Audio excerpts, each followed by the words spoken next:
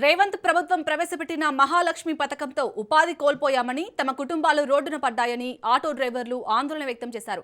ఎన్నికల సమయంలో ఆటో డ్రైవర్లకు ఇచ్చిన ఒక్క హామీని కూడా ఈ రాష్ట్ర ప్రభుత్వం నెరవేర్చలేదంటున్నారు. ప్రభుత్వం తమకు అన్యాయం చేసిందంటున్న ఆటో డ్రైవర్స్తో మా ప్రతినిధి Arun Kumar face to face.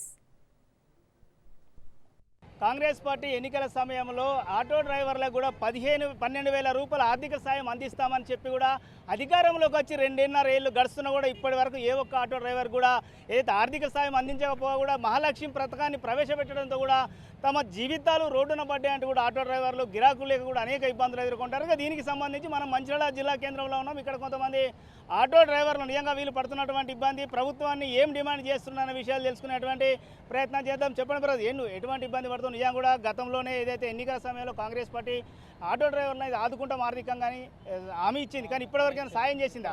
ఏం సాయం చేయలేదు. నెలకు 12,000 ఇస్తా అన్నారు. ఇప్పుడు వాళ్ళకి 12,000 ఇవ్వలేదు. మాకు బాగా కష్టం అవుతుంది. ఫైనాన్స్లో ఇవి కట్టుకునే వరకు బాగా ఇబ్బంది అవుతుంది. ఇప్పటికే 120 మంది ఆటో డ్రైవర్లు చచ్చిపోయారు ఈ ఫ్రీ బస్ వల్ల. మాకు నెలకు 12,000 ఇస్తా అన్నారు కూడా 12,000 ఇవ్వలేదు. బాగా ఇబ్బంది అవుతుంది. ఎట్లా ఇప్పుడు ఈ పరిష్కారం ఎట్లా అని బాగా కష్టపడుతున్నాం.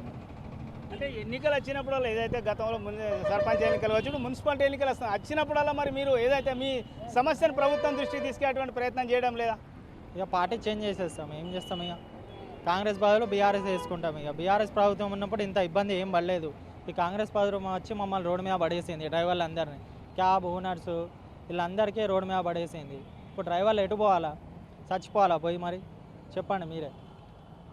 రైట్గా దీనికి సంబంధించి మీరు చెప్పండి బ్రదర్, ఏం చెప్పదలుచుకున్నారు? ఏదైతే ఇప్పుడు ఉన్నట్టు గవర్నమెంటు ఉచిత ప్రయాణ మహిళలకు మహాలక్ష్మి పథకం ప్రవేశపెట్టిందో దానివల్ల మా ఆటో కార్మికులం తీవ్ర కష్టాలకు లోనవుతున్నాం.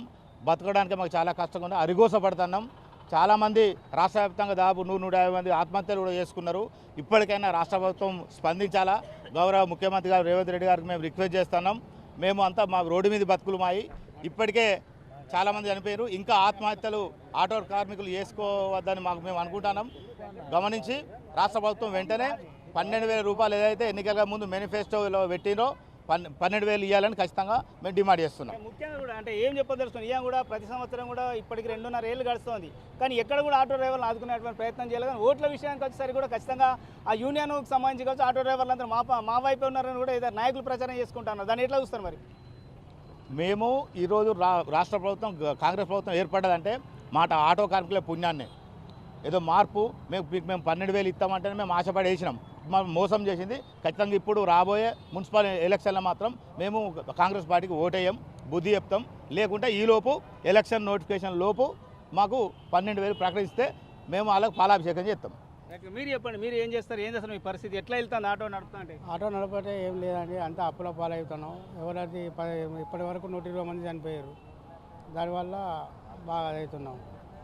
ఏం చెప్పదలుచుకున్న ప్రభుత్వం ప్రతిసారి కూడా మిమ్మల్ని ఏదైతే ఎన్నికల టైంలో వాడుకుంటుంది, అంటే మీ ఓటును అంటే ఓటును వేయించుకుంటుంది, కానీ సాయం చేయటం లేదు. దాన్ని ఎట్లా చూస్తారు? దానికి సాయం చేయట్లేదు. ఇప్పుడు మాకు ఎలక్షన్లు వస్తున్నాయి కదా, ఇప్పుడు ముందు ఉన్నాయి కాబట్టి మాకు టీఆర్ఎస్ ఎటువంటి ఇబ్బంది పెట్టలేదు మమ్మల్ని.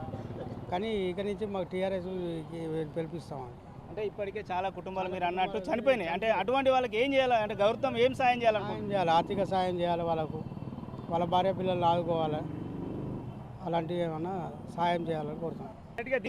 ఇదైతే ముఖ్యంగా కూడా ఆటో డ్రైవర్లు అయితే ఆవేదన తెలుపుతున్నటువంటి పరిస్థితి. ఏదైతే ఇటు మహాలక్ష్మి పథకాన్ని ప్రవేశపెట్టడంతో కూడా గిరాకులే కూడా చాలా ఇబ్బందులు ఎదుర్కొంటా ఉన్నాం. ప్రతి ఎన్నికల సమయంలో కూడా ఏదైతే తమను ఆదుకుంటామంటూ కూడా చెప్పినటువంటి ప్రభుత్వం ఇప్పుడు ఎక్కడ కూడా తమకు కనీసం కూడా ఒక్కరికి కూడా ఆర్థిక సాయం అందించలేదు. చాలామంది కూడా ఇలా ఆత్మహత్యలు చేసుకొని కుటుంబాలు అయితే రోడ్డునటువంటి పరిస్థితున్నది. వాళ్ళందరినీ కూడా బేషరతుగా ప్రభుత్వం ఆదుకోవడంతో పాటు అదేవిధంగా కూడా ఆటో డ్రైవర్లకు ఇచ్చినటువంటి హామీని కూడా నెరవేర్చాలి. లేదంటే రానున్నటువంటి మున్సిపల్ ఎన్నికలు కూడా తగిన గుణపాఠం చెప్తామనైతే వీళ్ళు ప్రభుత్వాన్ని అధికారులు అయితే ప్రభుత్వాన్ని అయితే హెచ్చరిస్తున్నటువంటి పరిస్థితి. Camera person Srinivas, Arun Kumar, Raj news, Mancherial జిల్లా.